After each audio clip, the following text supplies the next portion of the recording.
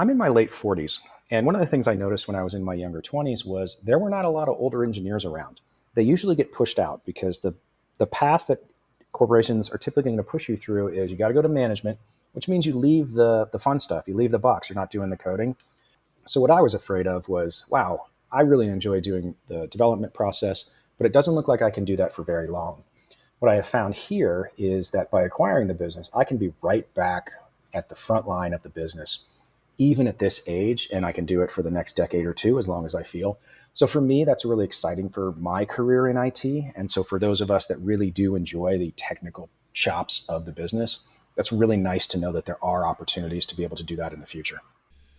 Today, I'm talking to Michael Frew, an acquirer of software and SaaS companies. We'll be talking about why business acquisition might be preferable to starting your own company, how it can keep you working on the things you enjoy, and why you don't have to be a great entrepreneur to be successful. Michael is a technology veteran with over 20 years of experience working with major players like Lockheed Martin, IBM, and Amazon. Following his corporate career, he pivoted to acquisition entrepreneurship, acquiring software and SaaS companies, and using his bootstrapped funds to purchase multiple 6- and 7-figure businesses from brokers such as Empire Flippers, FE International, and Quiet Light Brokerage. He now manages a growing 8-figure portfolio of cloud-based software companies, collectively generating a 7-figure pre-tax annual income. And as you'll hear in our conversation, Michael's enthusiasm for acquiring software and SaaS companies is quite evident. Hello, I'm your host Phil Burgess, and welcome to episode 354 of the IT Career Energizer podcast. Joining me today is Michael Frew. So welcome to the podcast, Michael. It's great to have you on the show. Wow, it's great to be here. Thanks for having me. So obviously, Michael, people won't necessarily know too much about you and your background. So maybe you could give us a bit of an overview or understanding of your journey into the IT or technology industry. You're right. I did quite a few years in information security and didn't have much of an online profile during that time. So yeah, you might not find a whole ton about me. I started about maybe 28 years ago in technology, just doing development with actually an artificial intelligence lab way back then.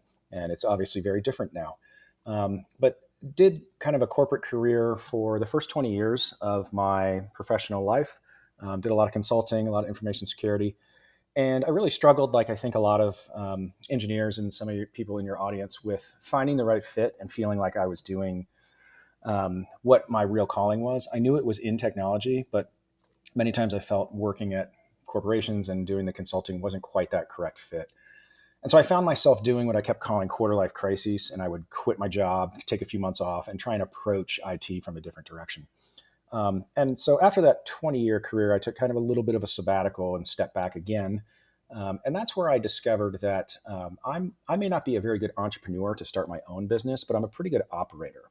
And when you're a good operator, the best way to approach that is to look at acquiring businesses instead of starting them yourself, because that's what operators like myself are good at. We're really good at running things and taking them from one level to the next. Once I encountered that about 9-10 years ago, that's where I feel like my career really took off, because it finally got in line with what I enjoyed doing, which is having my own business, being able to run it, being able to talk to customers that I enjoy speaking with every day, building a team that I enjoy being with every day. And so that's one of the kind of the messages I wanted to get across, was that there's this acquisition part of IT, and it doesn't always have to be where you kind of start your own business yourself. Indeed. And why do you think people maybe in the technology industry maybe are suited to being business owners? Yeah. So the thing I always say is, if you have worked in tech and you've run project teams and you understand how technology and projects grow, that's the hardest part. You can learn everything else. If you look just outside your window at some of the businesses that are out on the street, you know some of those are run really poorly. Like you can see it just in the storefront. And if they can be successful and make it work, certainly engineers, which are usually going to be people that are quick studies and are going to really concentrate on making something work, they can learn the business part, they can learn the marketing part, they can learn accounting, all of that, because you already know the hardest part, which is the engineering piece to running the business. Yeah, absolutely. mean, obviously, thinking about my own career personally, things like structure, process, governance, those sorts of things are Exactly. obviously very much intrinsic to what I do on a daily basis. And presumably, it's those sort of skills that lend themselves very well to being an entrepreneur or a business owner. Absolutely. And I think what we're kind of saying a little bit in the sidelines here is it's not a problem to be an employee. I actually think that was a massive advantage for me to spend 20 years learning what it's like inside companies, learning how politics works, learning how finance works, because that's who you're selling your business into. All my customers now are small, medium, and large businesses. And if I didn't have that experience with marketing inside businesses, with running projects, I wouldn't even know how to sell into them. So I'm definitely not the person that's saying, hey, quit your job tomorrow, go buy a business if you're 22 years old. Use that career when you're working as a W 2 employee or a consultant and learn those skills that will make you a better entrepreneur, just like you said. Yeah, absolutely. One thing I'd like to know from your perspective is obviously people from a technology perspective are very much almost focused on the doing, if you like. And obviously, when you operate and run a business, it's quite different.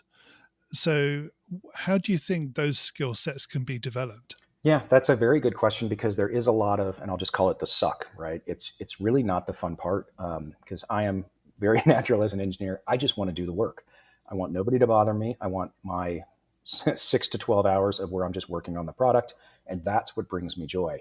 Now, not going to lie, when you're running a business, there's a lot of other stuff that goes on, and it's not fun. Taxes, regulations, all that stuff. It's not fun. But every job in the world is going to have actually every career, even if it's artist, is going to have that outer layer that is really frustrating. And if you can just push through that, it gives you that small amount of time to do what you truly love. And so it really isn't different if it's a business or if you're trying to be a painter. You kind of have to go through the really annoying things too, and to be able to do that craft that you love. Yeah, absolutely. I do wonder when it comes to things like marketing, how people get those skills within an IT role. Yeah, so good question, and that's where I would encourage people that are inside of corporations try and get a stint in the marketing or in the advertising area of your business.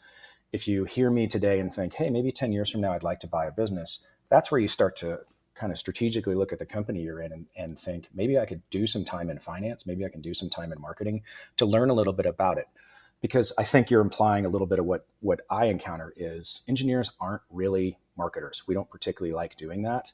And most of the businesses that I acquire, they've gone from 0 to 1 basically by word of mouth and product led growth. My job is kind of take it 1 to 10 and add that marketing component into it, even though I particularly don't like it either, because that's not how I naturally enjoy working. But that is kind of what I see is most entrepreneurs, the marketing is kind of secondary because the business is doing so well just from that product led growth. But at some point, you do start having to reach out to people that aren't going to naturally come across your business. Exactly. Yes. Perfect. Okay. So, Michael, we're going to go into the main sort of core of the interview, if you like. So, Sure. I'm going to take you back to your technology days. So, can you maybe share one career tip that the audience should be aware of and perhaps may not be? Yeah, and I'm probably beating the drum over and over here, but it's really that there's the opportunity to buy instead of building.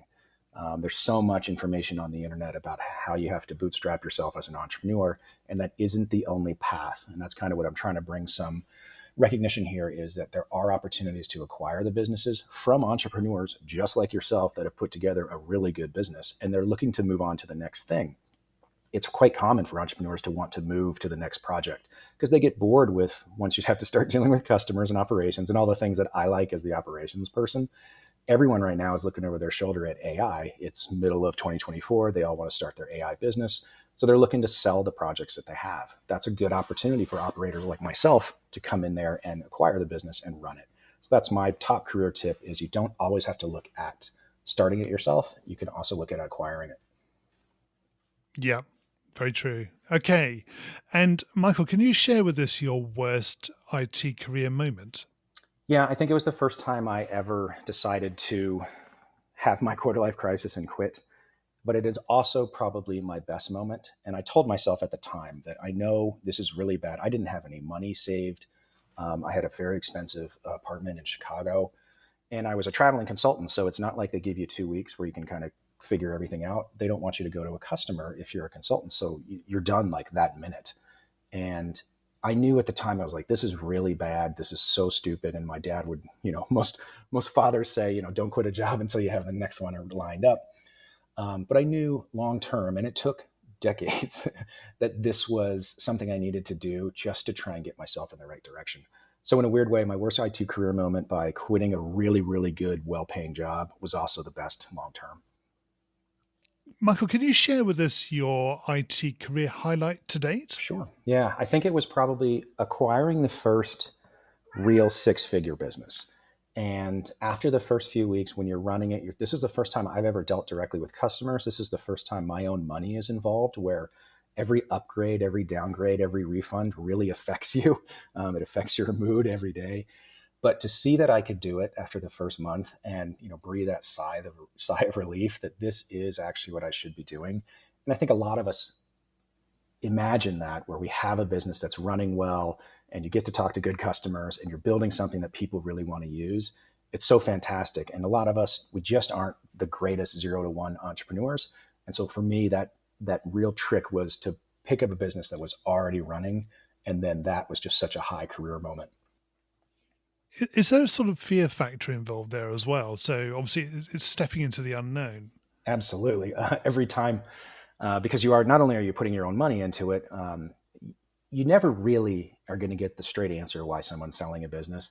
Is there something coming down the road in the future that's a threat to this business that I can't see from the outside? I think that's always my fear. And I've done this now for the last decade. I've got multiple 6 and 7 figure acquisitions under my belt, and I still have the same fears. So I would say, you're not going to approach this without fear. That's part of the process. But the best you can do is make sure you're doing your due diligence, understand the industry you're looking into. And that's honestly, it's the best you can do. Yes, indeed. I suppose the other part of it is, and people within technology will relate to this pretty well, I would have thought, is that this is all about risk management, isn't it? It's then how do you mitigate the risk that Absolutely. you're buying something that's got no value or will effectively be a loss leader. Absolutely. And you can negotiate your way that the asset purchase agreement has that in there, where there are protections if the business doesn't appear to be the same 6 months from now. And that is fairly common. And I know sellers probably, we're not too thrilled when we have to deal with that. But if you're selling a business that you have faith in, I've got no problem saying, okay, I'm good with a seller loan. I'm good with a little bit of an earn out to prove to you that this business can run without me. Because again, that's another risk. You never know how talented the people that are selling the business might be, such that you can't recreate them. And then you find yourself in a tough spot. And I have found myself, I could not replace one of the original founders. And it was very hard for me to run that business. That must be a significant risk. Yeah. Right. Michael, can you tell us one thing that excites you about the future of careers in IT? Well, actually, I'm probably a pretty good example. So I'm in my late 40s. And one of the things I noticed when I was in my younger 20s was there were not a lot of older engineers around. They usually get pushed out because the path that corporations are typically going to push you through is you got to go to management, which means you leave the fun stuff. You leave the box. You're not doing the coding. And after a while in management, people kind of move off laterally somewhere else. So what I was afraid of was, wow, I really enjoy doing the development process, but it doesn't look like I can do that for very long.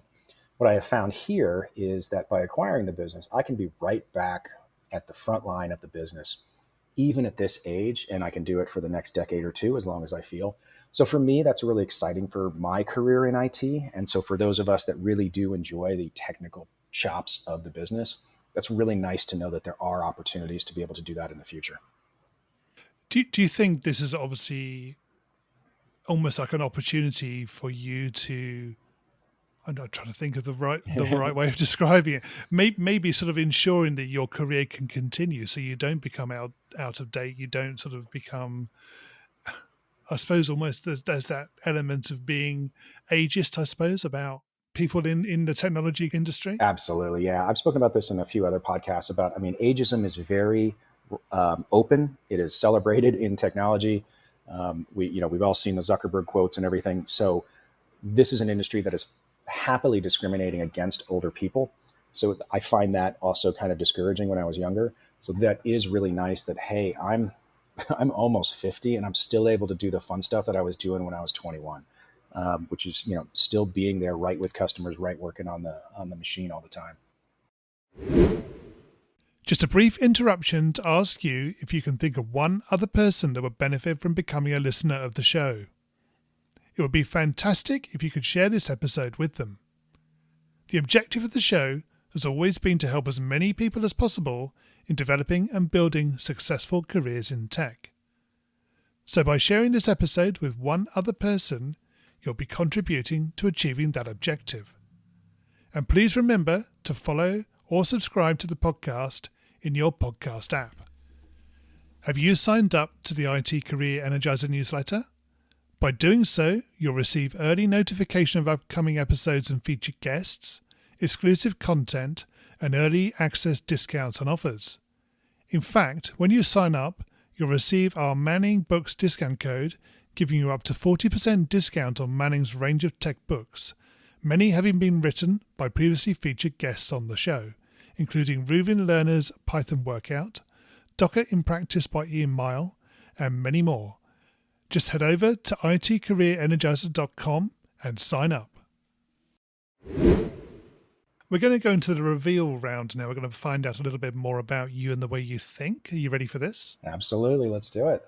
So what first attracted you to a career in IT?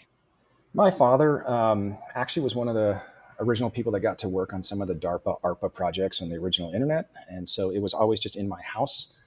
However, I actually tried to go to the Air Force Academy to be a pilot, but ended up dropping back to my second most interesting thing, which was IT. And what is the best career advice you've ever received?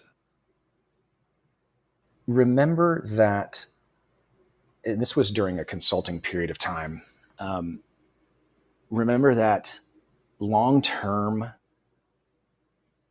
every little piece is a bit of an education. And I have had a lot of consulting gigs where sometimes it didn't go so well and you feel really bad.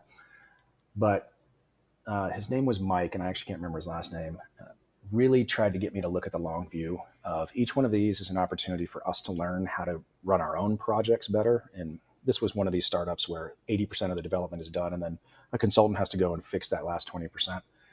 This was our opportunity. We're just trying to learn so that the next customer we can help better.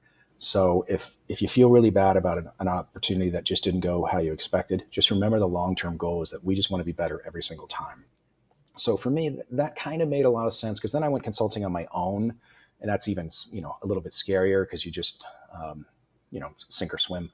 And so having that in the back of my head was really important, to have that frame of reference that I'm just trying to be here and get better for each individual contract that I do. And what is the worst career advice you've ever received? It's probably the, hey, if you don't like your job, quit it and go start a business. I think there are people, true natural entrepreneurs, have probably never worked at a company in the first place. So if you're on the fence and you have an opportunity to work somewhere like Google or Amazon, I think that's such a better opportunity, because you can be an entrepreneur later. Yes. Especially with this breadth of experience and contacts that you're going to have by working there. So I think the way my career worked out, I probably, if I could change anything, I maybe would do 15 years in a company, 5 years in consulting, and then switch to what I'm doing now. So I think it's kind of bad career advice that you see out there in social media of just, hey, quit your job and go start a drop shipping company. Unless you have real good experience in that world, I'm just not sure that's really good advice. If you were to begin your career again in today's world, what would you do? That's a really interesting question with AI starting to come into the software engineering world. It really allows developers to leverage their skills. So the challenge is the question of, like I did it in the beginning, where we just worked as low level as we could, as close to kind of the binary code as you possibly could, so that we would learn everything. Whereas now there's so many layers on top where you almost can't even see that level. I think the challenge is, what would you focus on if you're interested in being a developer, and maybe having to say, I need to round out my skills, like we spoke a little earlier about. I do kind of need to know about marketing. I probably need to know a little bit about finance, because it's going to be a little bit more of a holistic career that you're going to have, because the hardcore technical piece may not quite be as available as much as it was when I was younger. And what career objectives are you currently focusing on? Yeah, so I'm kind of churning through pretty much the same things. My goals are once every 18 to 24 months to try and acquire another software or SaaS business.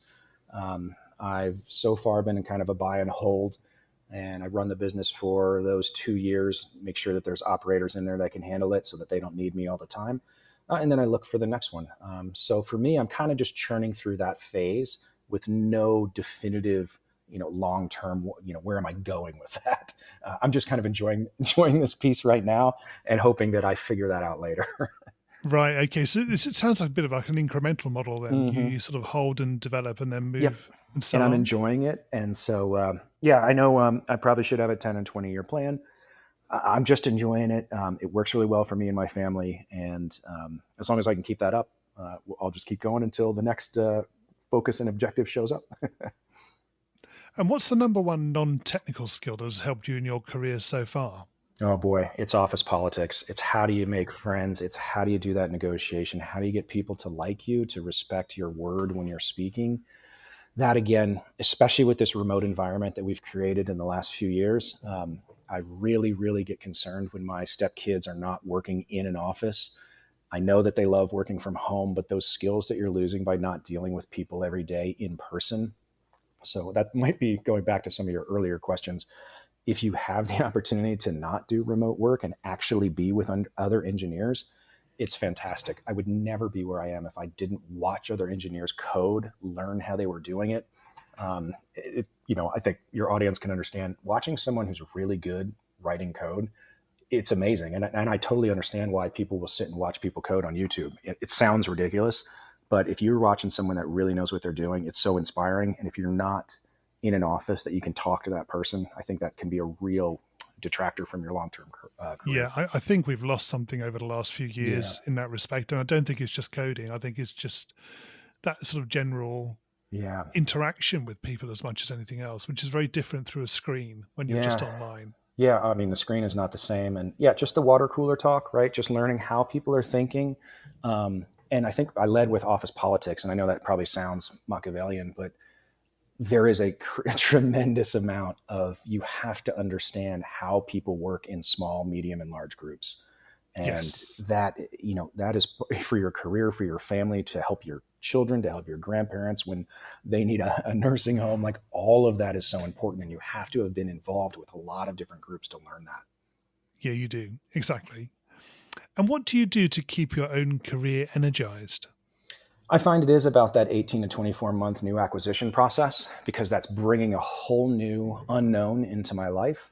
It adds that risk that we spoke of earlier, which kind of gets those um, natural juices flowing, and you're worried and you really focus very hard, and then it kind of smooths out over time, and then you add a new one in 18 to 24 months.